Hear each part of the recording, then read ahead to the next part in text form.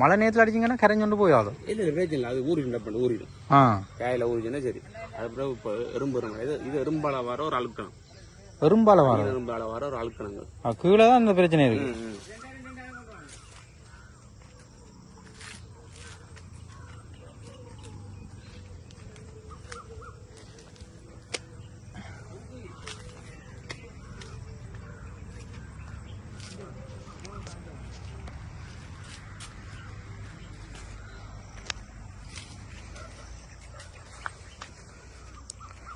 ஆனா எங்களை விடையும் சும்மா ஒரு காணி வந்து சும்மா கிடக்கு.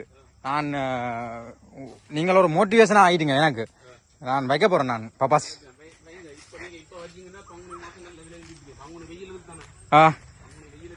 எனக்கு விலைக்கு விக்காடிங்கிற வேலை நான் மருந்தடிக்காத வீட்டு பழமே எடுத்து சாப்பிடக்கூடிய மாதிரி இருக்கும்.